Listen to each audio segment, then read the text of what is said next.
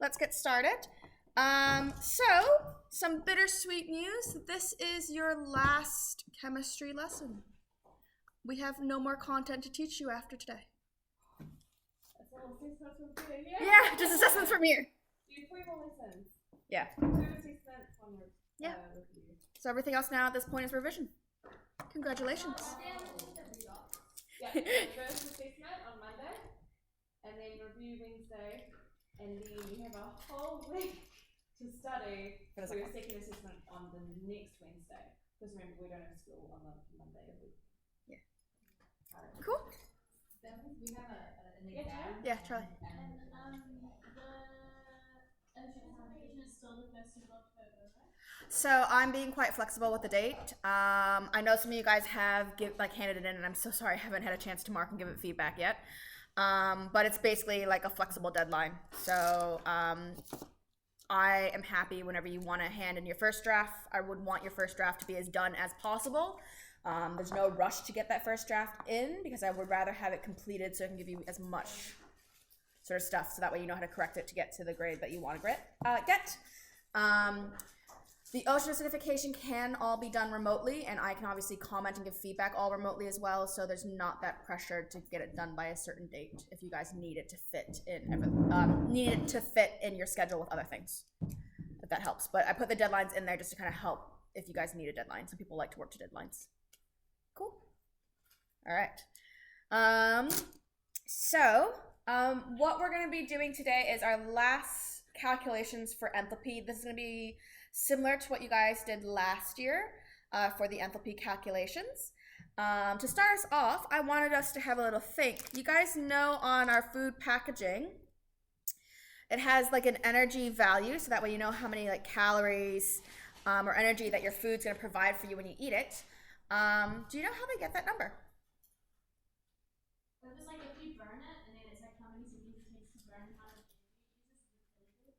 Yeah, you're close. So yes, it has to do with we have to burn it, and we are going to be measuring temperature in some way. It's not not time that we're going to take, but the temperature change is what we're going to be using as our indicator. So what they use, I'll just pull up the picture so you guys can see it, is a calorimeter. I can't say that well. But what you have is you have the sample that you're trying to measure the energy that it has, and you burn it. That's the little fuse wires to ignite it, and it starts burning. And then while it's burning, it's heating the water bath. And what we're trying to do is seeing how the temperature changes in that water bath, and we then do some calculations, and from there we can figure out the kilojoules of that sample. So that's how we figure out all the numbers that are on our little food packaging, if you guys were ever curious. It's really important that we insulate it. Why do you think that is? Bingo. So there's 2 things. We don't want the heat from this burning to escape out into the environment, because if it does that, then it's not actually going to heat up the water, and thus we're not going to get the full energy change values that we want to try to measure. The other thing is we don't want energy from the outside system to interfere with the inside system as well. So we want to make sure that we can get accurate measurements. So I'll go back to my document camera and let's talk about some of these calculations. So the first thing to remember is how do we measure the heat transfer. So there's another equation you're going to get, and the good news is you guys are given equations now. A couple years ago, they weren't given equations and you had to memorize them. There you go. So the equation for this is known as the heat capacity of, the calculation for the heat transfer.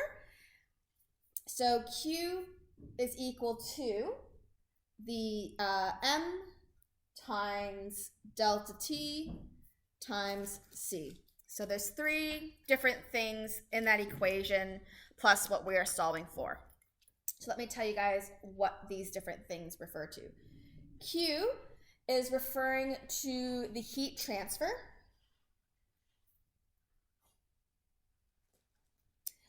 And that is going to be measured in joules.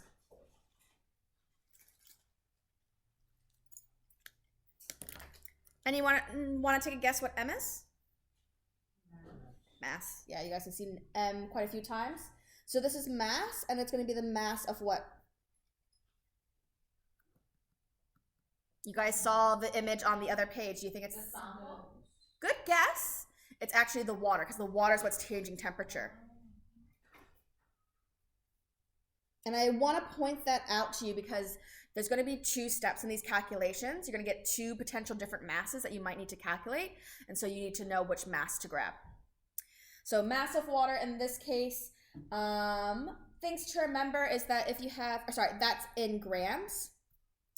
They often give the water measurement in milliliters. So just remember 1 milliliter is equal to 1 gram. So if you weigh 1 milliliter of water on a scale, it would be 1 gram. We good so far? All right. Last thing is my delta T. We know delta is referring to change. What do you think T is? Time? Nope. Transfer? What are we transferring? The capital T. Lowercase is with time. Oh, temperature. Yeah, temperature. Which is in Celsius. So change of temperature, not temperature of the solution, but how has the temperature of the solution changed? You're going to have to do a little subtraction if they're talking about any sort of temperature change. So that's why that triangle is there. All right, last one is C. You haven't come across C before. C is the heat capacity of water. So basically we're saying how much energy do I need in order to change 1 gram of water by 1 degree Celsius?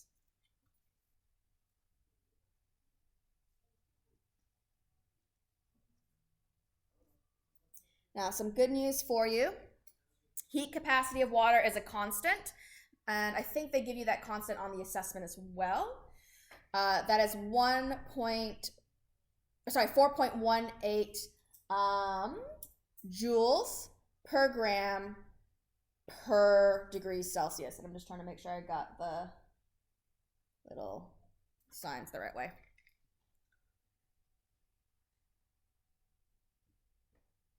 So in order to heat 1 gram of water 1 degree Celsius, I need 4.18 joules of energy. Yeah, Charlie. You have to write this 4.18 joules because it's the same as 1 calorie. You have to do one. You have to use that number. Yeah. You can't do the whole equation in calories. The reason why is because the other components as well. So this is in grams. So you have to be mindful that you need to be able to cancel out all the different stuff. So when I do all this math calculation, the grams are going to cancel with grams. The calories are going to cancel with the calories, and then all I have left over is the joules. Cool. So that's that first one.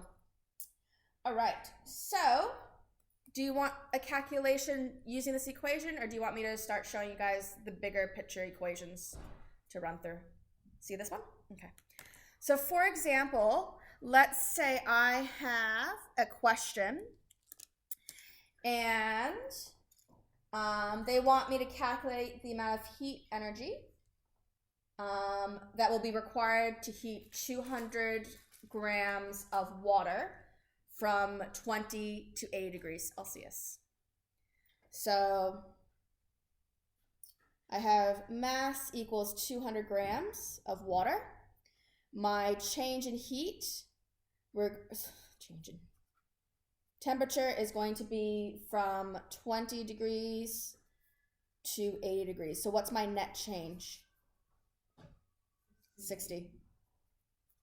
All right, I know the heat capacity of water, so all I need to do is just plug in those 2 numbers into the rest of the equation, and I can figure out Q. So I get Q is equal to 200 grams times 60 degrees Celsius times 4.18 joules per gram per degree Celsius. I personally like writing down all my units just to make sure I have the equation set up in the right direction, and I make sure then everything cancels out and I get the units that I need, which is the kilojoules. Sorry, joules, not kilojoules. I'm just trying to look for my calculator because we all know I can't do mental math.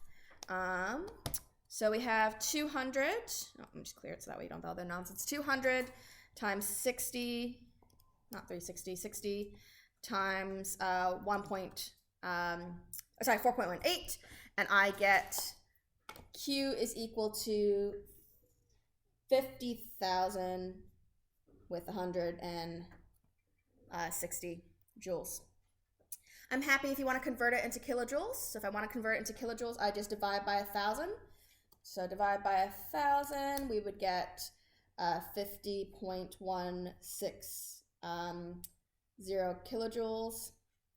Now, depending on where you are in the answer, and if you needed to do 3 significant figures, just be mindful. In this case, this is going to be a step of a question, so you probably don't need to round it at this point.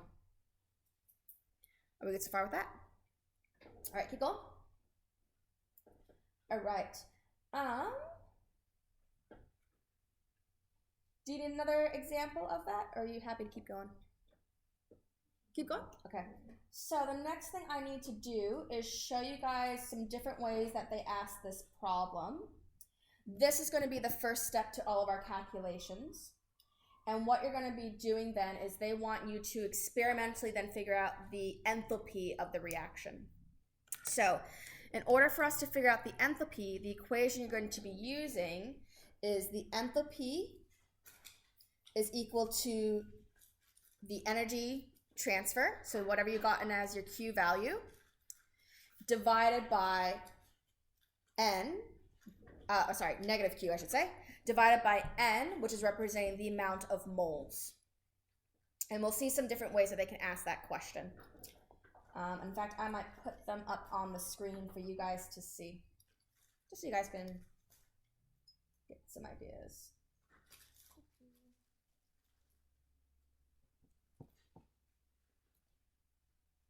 I wonder if I should start doing some.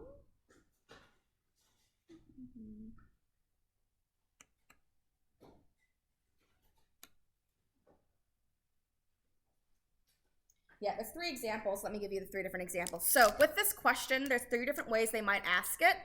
And I just want to show you guys what to do in each version because all of them are fair game. The first example when they're doing these enthalpy calculations is you have a beaker. And that beaker has some water. And what they are asking you to do is calculate the enthalpy. And they have a little spoon. And that spoon has something on it. And they're asking you to add that substance to the spoon, to the liquid and dissolve it away. And you're measuring the temperature of that change. So it's basically like you could do this at home. You take salt, you add it to water, you measure the temperature change of the dissolving salt. So some things to keep in mind. Let's say there's 1 gram of the salt that I'm adding to the water. Let's say I have 40 grams of water. And that temperature change was going from 20 degrees Celsius to 23 degrees Celsius in that example. So is this an endothermic or exothermic reaction? Exothermic because I'm raising the temperature. So I want to figure out what the delta H value is of dissolving NaCl into water is what we're trying to solve for. We're good so far. So first thing I'm going to do is use that Q equation. So Q is equal to the mass. Now here's the tricky thing about this and why we need to grab the right numbers. The mass of the water is 40.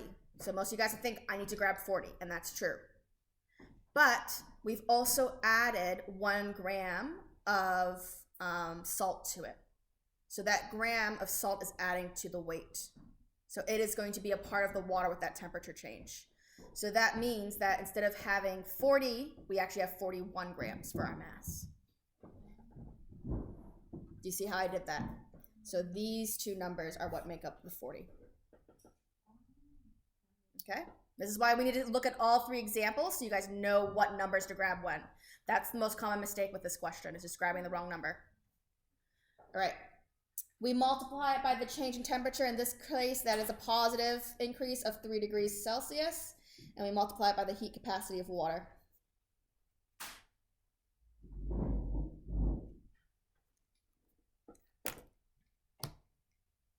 So 40 times 3 times 4.18, and I get my Q value is equal to 514.14 joules. That's my first step. Are we happy with that? Okay. Second step then is my delta H. And my delta H is going to be equal to whatever I have as my Q value, but I'm going to do the negative Q, and I'm dividing it by the N. So the N in this case is the moles, and we are thinking about the moles of the reaction.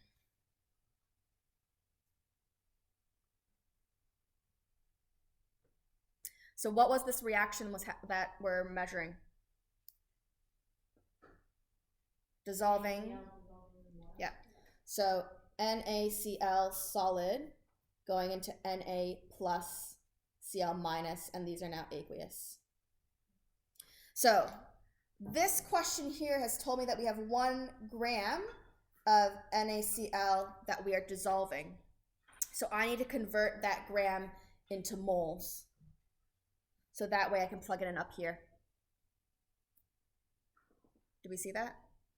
All right, so if you guys remember back in the day, N equals little m over big M. Yeah, I remember that. Flash from the past. All right, so we have 1 gram, and we need to divide it by the molecular mass of sodium chloride, which I don't have off the top of my head. I'll just Google it. Molecular mass of NaCl, which is 58.44 grams per mole. Again, I like to write my units down just to make sure I've organized things the right way around. Grams will cancel with grams. I have per mole, so that's going to be mole. So N equals that, whoops, back to my calculator. 1 divided by 58.44. So I get some weird long number, 0.0171, and then ... because I'm too lazy. That's my moles.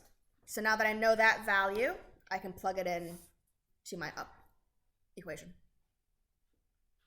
So delta H is equal to negative Q, which we know is 514.14 joules, divided by that 0.0171 ... because I'm lazy, moles. Again, my units are working out because they are now going to be in kilojoules per mole, joules per mole. We can convert to kilojoules if we want. I'm lazy, so I'm going to make sure I use the stored number that I had earlier with the answer. And so it tells me that the answer is 30,000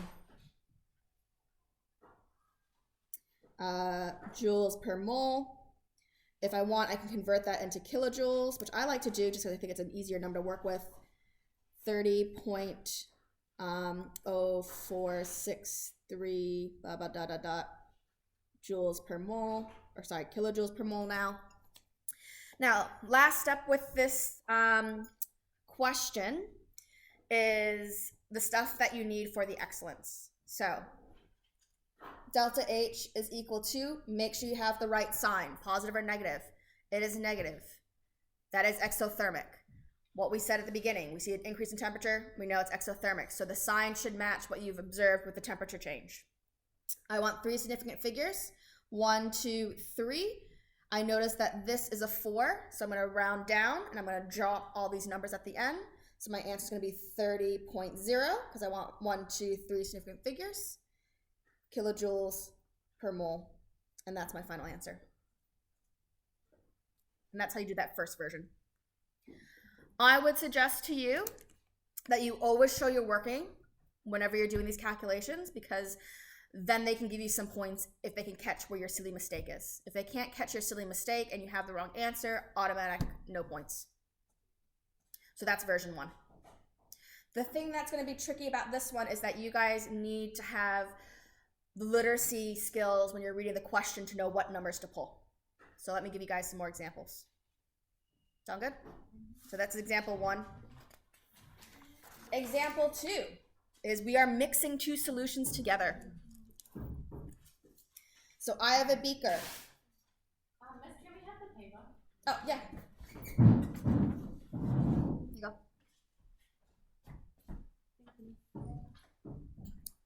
All right, example 2 is I have a beaker. What? Did we start early? We did start early. Did we? No, we didn't. Nobody had finished. It's not close. I think it's good. Oh, for the juniors. Oh, okay. Will be 2 to 3, I think. Okay, that makes sense. I was like, what time does break end? Did we start early? Okay, so. Oh, I did not draw that very well, did I? That liquid's coming out. All right, so in this example, I am mixing 2 solutions together.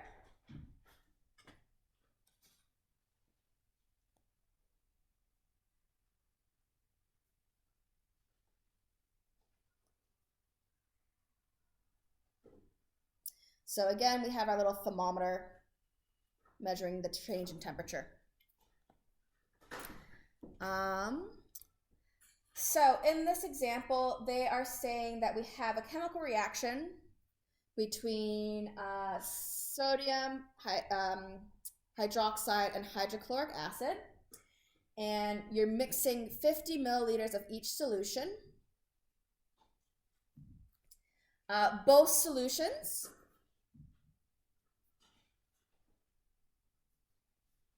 are 1 mole per liter. And the other thing they say is temperature change is going to be 25.5 degrees Celsius to 32.2 degrees Celsius. That's all the information they've given me in that example. So slightly different setup because now we're talking about mixing 2 solutions together, concentration, and still again that same temperature change. Same steps though. We start with our Q. Once we have our Q value, we can do our delta H calculation. So again, it's all about reading comprehension and thinking about what numbers you are going to grab. So we know that Q is equal to M times change in temperature times the heat capacity of water. The main one that people are going to get tripped up on is what is M. So if we're thinking about I've mixed 2 50 ml solutions together, how many grams of water am I actually heating when I'm taking temperature change?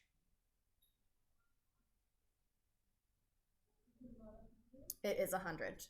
Charlie's got it. So 50 and 50, because they're mixed together, we have 100 in that beaker. And that's what's going to be changing temperature. So when I do my Q value, we have 100 grams. The temperature change is going to be from 23.2 minus 25.5. So we've changed 6 degrees, 6.7 degrees Celsius. And then the heat capacity of water, I use that again. Joules per gram per degree Celsius. So 100 times 6.1 times 4.18, and I'm showing that my Q value is equal to negative, because it's increased, 2800.6 joules of energy.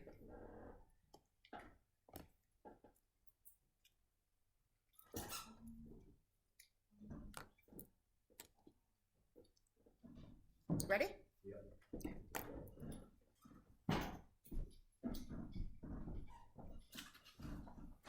I'm gonna put you in over that one. Do you want to step? Oh no.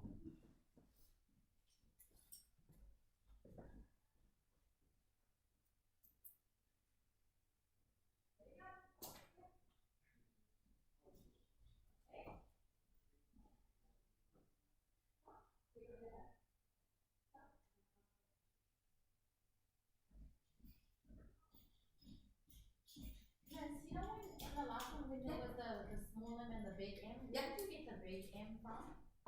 So I did the molecular mass of sodium chloride. Oh, would they give that to you? Yeah, they would give So it to you. you'd have a periodic table if they didn't. Yeah, if they didn't give it to you because they should say big M equals this.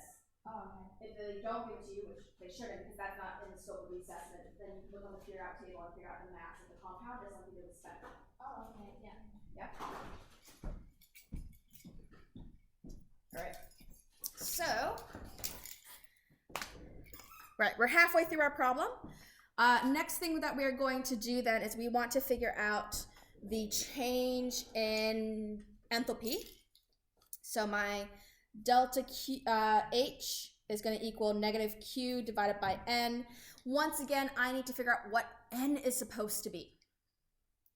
That's, again, another layer of the tricky thing. So the M and the N are going to be the two things that are probably going to trip you up.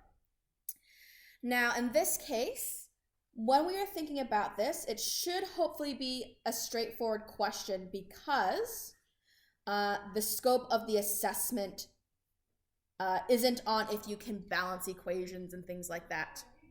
So they should give you the equation, they should give you a nice easy equation, and they should give you everything the same. So we know that this is both 50 mils, both 50 mils, both 1 molar, 1 molar. Okay? The best way I can describe it is your N value is going to come from the equation and whichever is the limiting factor. So when I say limiting factor, I'm saying the reagent that you will run out of first. Are we good so far with that? So basically I have a chemical reaction going on. One of them I might have in a smaller amount, and the one that I have in the smaller amount is going to be the deciding factor of how the reaction then ends because we run out of that reagent. What they should do on the assessment is that it shouldn't matter which one you pick. It should be the same limiting factor. So you should have equal balance of stuff. And they did that in this assessment. They chose 50 and 50 mils. They chose 1 molar and 1 molar. So it doesn't matter if I pick the sodium hydroxide or the hydrochloric acid to do this, because either way, it's still going to result in the same limiting factor. They're both going to finish at the same time. In this case, you're going to use a slightly different calculation, and that's going to be the concentration equation. So what did I want to say about this?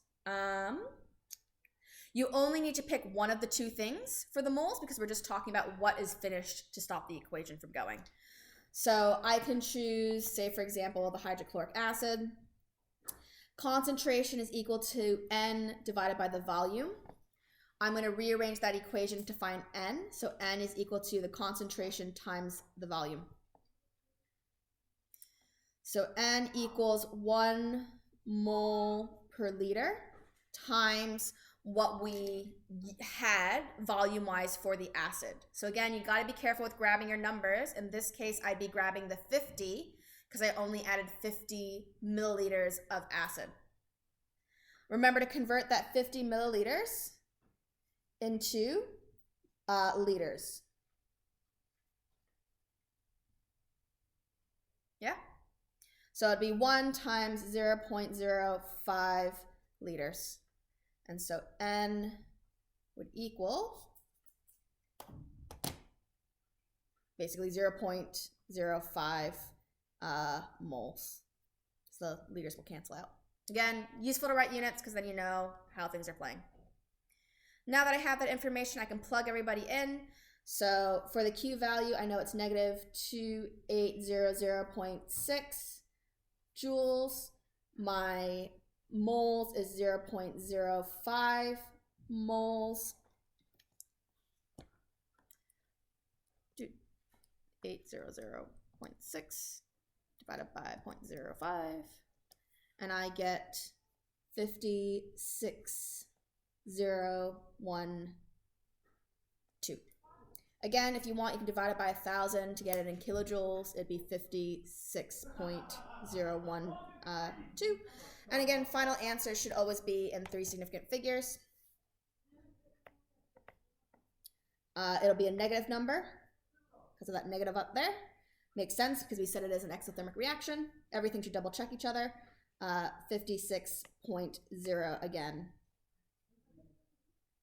is how that works out as the final answer. I always like to box my final answer. It makes the examiners happy because then I can just look to see if the answer's right. And if the answer's not right, then I can check to see where you went wrong. So yeah.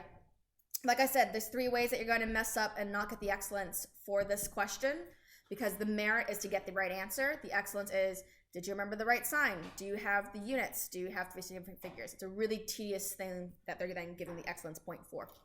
I'm sorry, but that's what it is. All right. Questions, concerns, comments? You want that piece of paper too? Okay. I'll just collect them all up at the end because I need to scan it. Yeah, just pass it around. Take pictures of it, pass it around. It's all gonna get scanned and put online. All right, here's the last one. I like this one because this one's cute. Okay, and this one then ties to the example of like the calorie burning. All right, I have a beaker. It has water in there.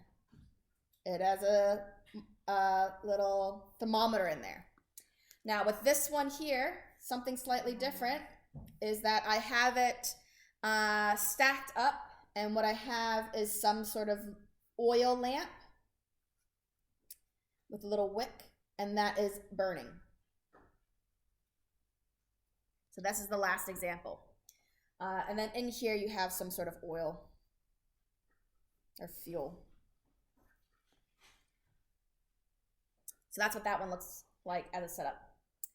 All right, so some things that are going to be a little bit confusing that makes this one a little bit more complicated. The water, we have 200 grams.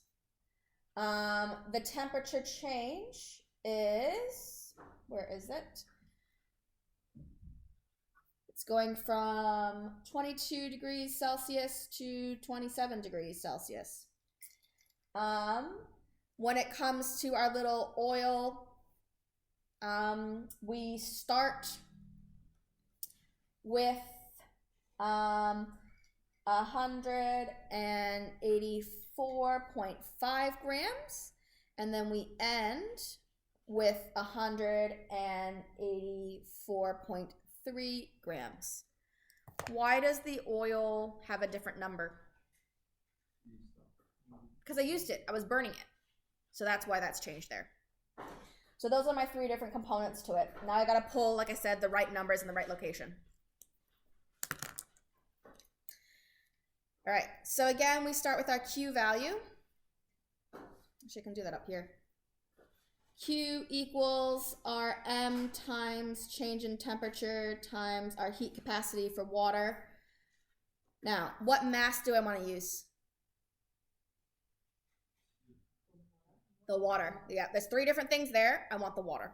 Because the water is what's being heated. The water is what's changing temperature.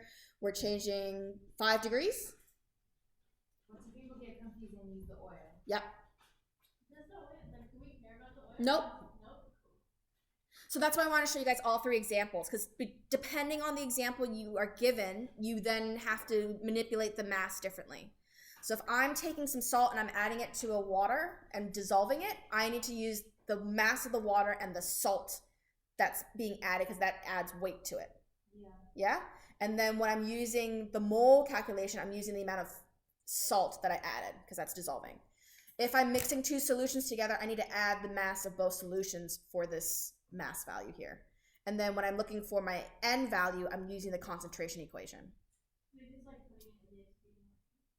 No, it's a realistic way of how you're going to deal with it. Is that you need to be able to decode what all these different things mean. It's not them trying to be mean. This is literally like the distribution thing, man. Yeah, it's this is what you would be doing in real life. So it's not them trying to be difficult. It's them making a point of how you have to be able to think and process the information that's given to you. And then 4.18.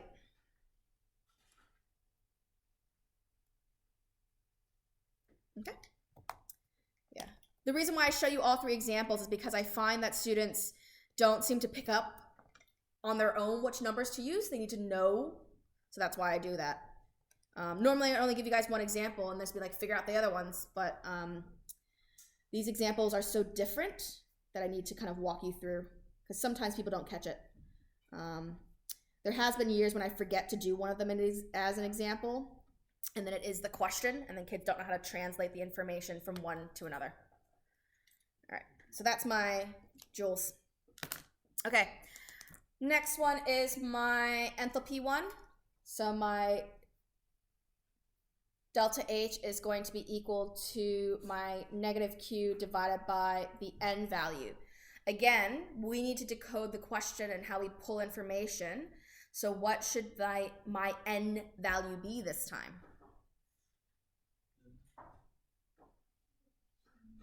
The change in mass. So this here, the mass is changed by 0.2 grams. That's what I want to use as my N value, but I need to first convert it from grams to moles, which I don't know if I have on that. Ethanol was the fuel that we're using. So we are using that N equals M divided by big M value. I know that the little m is going to be 0.2 grams. They will give you on the assessment the molecular mass of ethanol. If they don't, then you can figure it out mathematically. Ethanol we know is CH3CH2OH. I know the mass of carbon, I know the mass of hydrogen, I know the mass of oxygen. So carbon's 12, we have 2 of them. Oxygen is 16, and then we have 6 hydrogens, so my big M value is 46 grams per mole. You can figure it out, but they should give it to you because it's not within the scope of the assessment. You've done that anyway for other assessments, so they should, yeah. Just in case something mean happens. All right, so that's 0.004347. I'm just going to do dots because I'm lazy, but that's the answer for that. And now I can plug in those values. So my negative Q. Remember, if you have a negative, then that's a positive. So just be mindful because some of them are going to be decrease in temperature change. Divided by 0.004347 mole. 4180. That's an 8. Divided by 0.004. Oh, what am I doing? Just do a second answer. I'll throw out the whole number. All right, delta H equals 961,400. Divide that by 1,000 because I just like things in kilojoules because it looks cleaner. 961.4. 3 significant figures. It would be the negative sign, negative 961 kilojoules per mole as my final answer. Like that. That's all you do.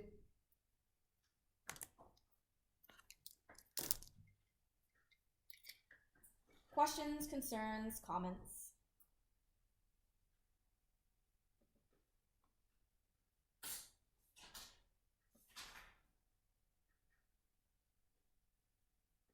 Good.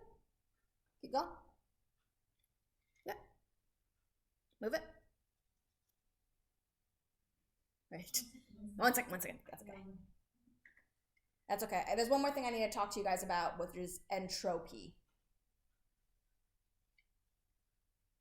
Because conveniently enough, enthalpy and entropy need to sound super similar because they're cool like that.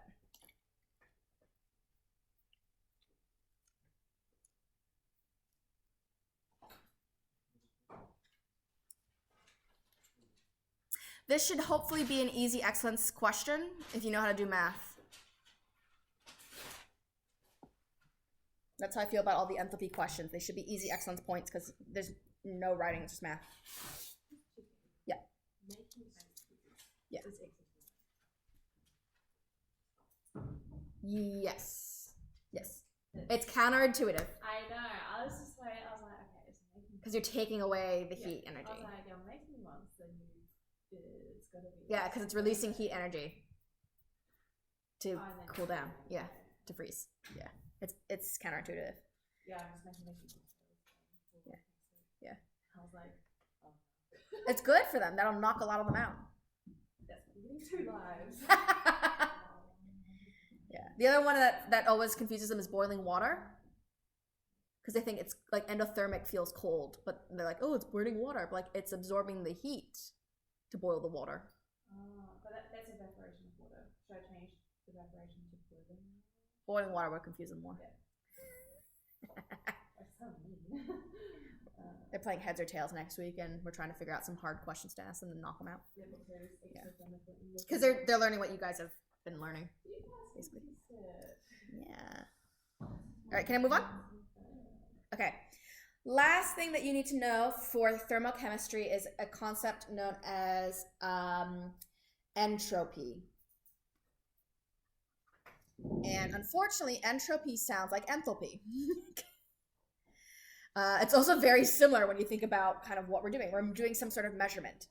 In this case, entropy is the measurement of disorder.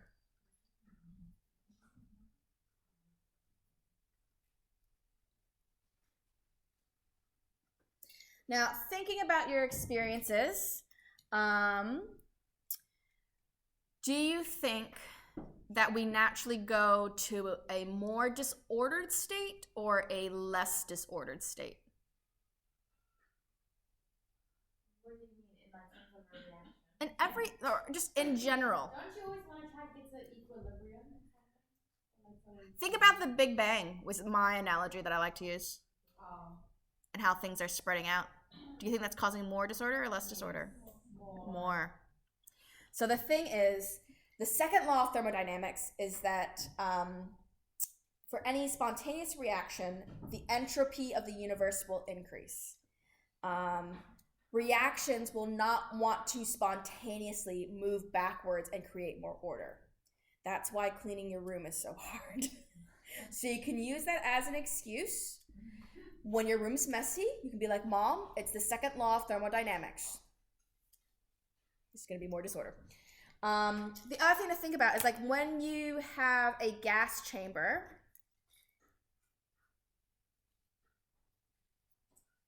it's going to look like a dumbbell. And let's say we have a gas in here, and then we have a valve, and then we have nothing in there. Where's the gas going to move when I open the valve? To the other side, and it's going to distribute evenly, isn't it? So that way. Yeah? Would this go back to this way and like have all the molecules move onto one side again? Why did you put the thing back? If I put the valve back or not put the valve back, do you think that all these gas particles will get to the point where they're all clustered back there? No. So this is more ordered than this one. So that's what we're saying with the second law of thermodynamics. It's going to go in any, like with any spontaneous reaction, it's going to go in the direction of creating more disorder. Yeah? Now there's going to be obviously some little asterisks next to it that I need to show you and explain. Other things that we need to think about when it comes to entropy is the state. So if I'm a solid, liquid, or gas, which one do you think has the most entropy? Most disorder. Solid, liquid, or gas? Gas, because they're freely moving around, they're bouncing all around. What about volume? If I increase the volume like I did in this example, would that increase or decrease the entropy? Increase. So if I increase the volume, I increase the entropy. If I decrease the volume, I decrease the entropy, because now I'm forcing things back together. What about temperature? Yeah, so if I increase the temperature, do I increase the entropy? Yes, because my particles are moving faster. Yeah? So more disorder.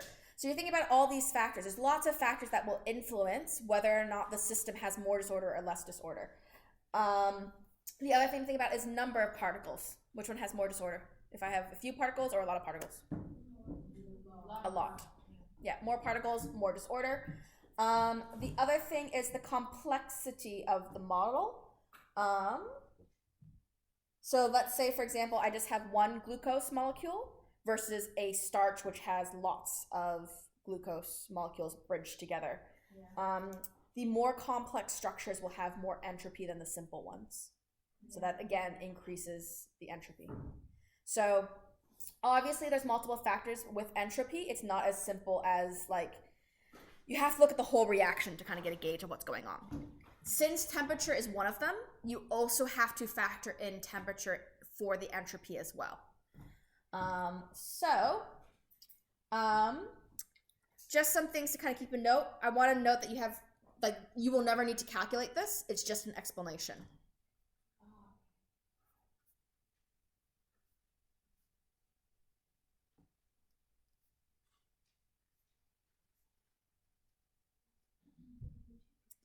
All right, so what we use to decide whether or not a reaction is going to be spontaneous or not is something called Gibbs free energy. Gibbs free energy, which is delta G, is going to be equal to the heat, the enthalpy, sorry, I should say. So we guys have seen enthalpy before. That's supposed to have a dot on there. And you're going to subtract away the entropy.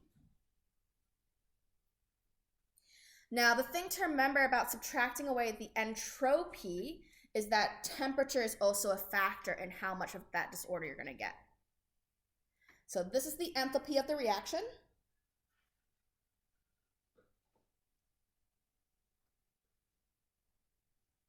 This is the entropy of the reaction. And that is the temperature of the reaction. Now again, you don't need to calculate this. I'm just using this as a means to explain how do we decide if something's spontaneous or not. So, some things to keep in mind. If my Gibbs free energy is a positive number, that is non-spontaneous.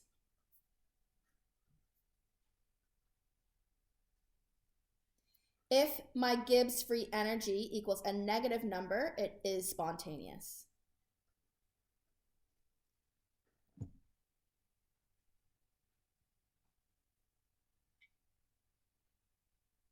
Are we okay so far? All right, so let's put this into concepts of endothermic, exothermic, increase disorder, decrease disorder. So, if I have a reaction that is exothermic,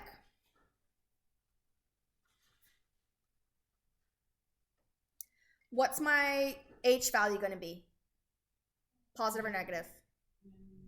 Negative. And let's say I'm in a system that increases disorder. So if I'm increasing that disorder, my delta S value will be positive. So if I have an exothermic reaction and I'm subtracting away a positive S value, so this is my delta H, that's my T delta S. What number will I always get? Will I always get a positive or always get a negative?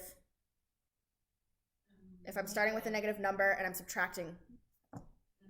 Negative, yeah, so it's always negative. So if I'm exothermic and I create more disorder in that reaction, it's always negative, so it's always spontaneous.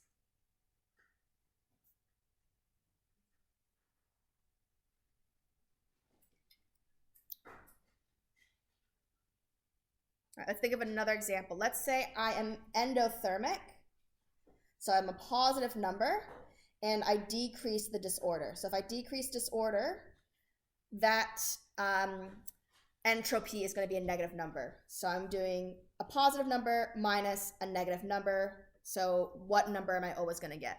Positive or negative? Positive. Positive. So it's always non-spontaneous.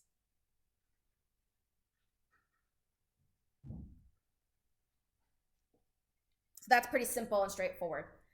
The other instances are going to be dependent on temperature. So we have to factor that in. All right. So we can still have delta H, T. All right, so we can still have, let's say we have an exothermic reaction. Let me rewrite that. Let's say we have an exothermic reaction. Why did I keep writing it badly?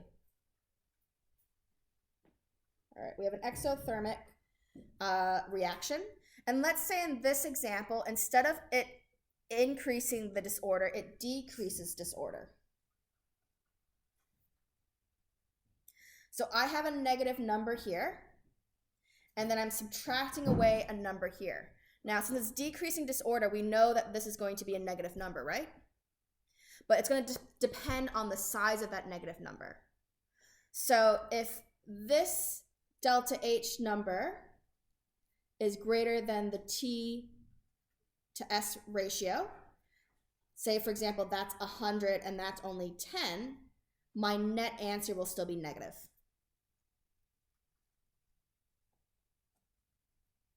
Are we okay with that? And so that one's going to be spontaneous. So this would be, for example, at low temperatures, because then my T times S is going to be smaller.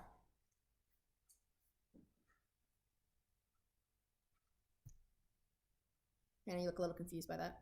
No, I'm listening. Okay. Yeah, I know. All right.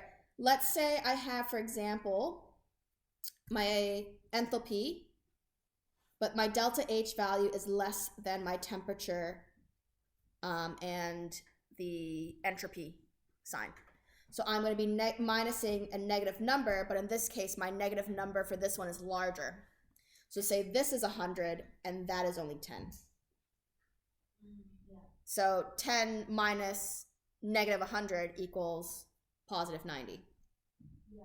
So that's going to be a positive number. So in this example here, it's going to result in a non-spontaneous reaction. So even though it's an exothermic reaction, it's non-spontaneous. So don't associate endothermic and exothermic with spontaneity because it also depends on the entropy. So that's a positive number. So this is at high temps. And the same thing happens with endothermic reactions, and that's why we can have spontaneous ones. So endothermic reactions that increase disorder, we're looking at a positive number, and we are subtracting away another positive number. So if my delta H is greater than the TS, then this is, say, for example, 100 minus 10. So then I get positive 90, so that's positive. So basically at low temps. If I have my positive, subtracting away a positive, and in this instance, the disorder or the temperature is higher, what I'm going to then get is this number is going to be bigger. So I will get, say, for example, negative number.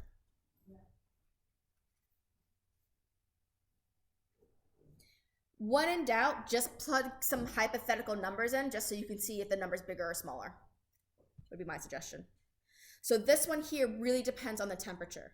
They love to ask this as a final question for the enthalpy because they want to ask, okay, how can an endothermic reaction still be spontaneous? How can an exothermic reaction not be spontaneous?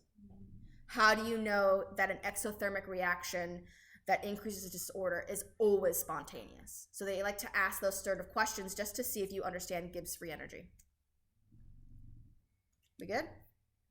All right, what questions do you have following up that up? But we don't need to do that. Right? You don't need to actually do the math. I'm just showing you some math so that way you can like logically figure out what I mean by bigger number, smaller number, positive or negative. What I have normally in my PowerPoints, if I can find it, it's the lockdown version. I'll show you that one.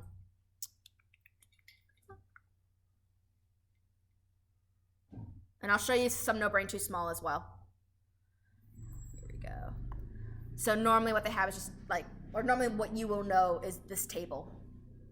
So I was just summarizing that table. You don't need to actually do calculations. I just showed math because it helps me understand what's happening.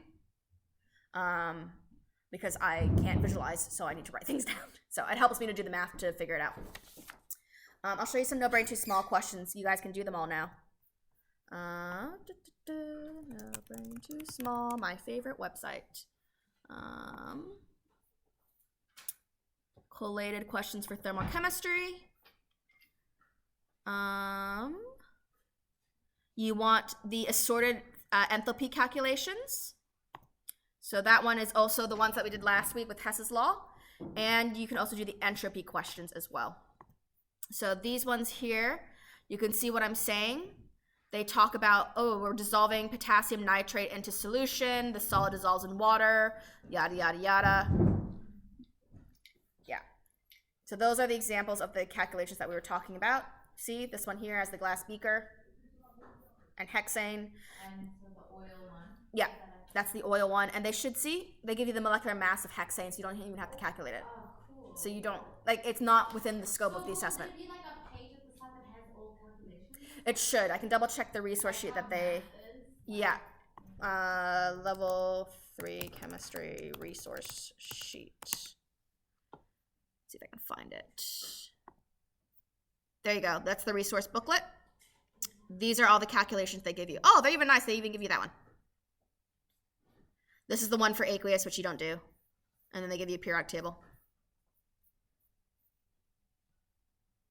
What's that one with the product? That's the fast way, right? Is that the Yeah, that was the shortcut way. But remember, you can only use that if it's formations. Yeah. Yeah?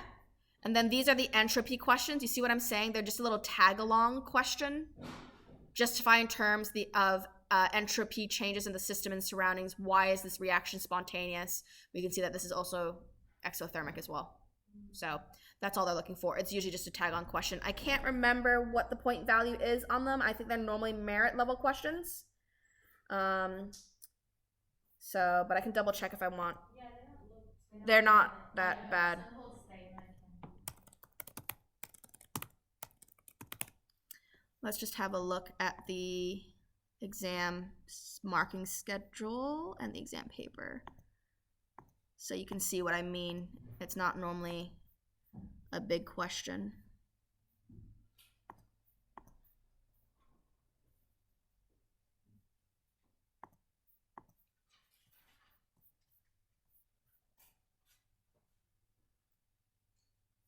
So you see this one's saying you dissolve into water.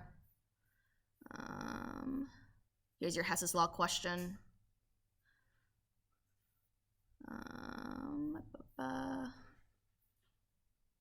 That's a shortcut. Do they have it in this one? I don't know if they had it in here.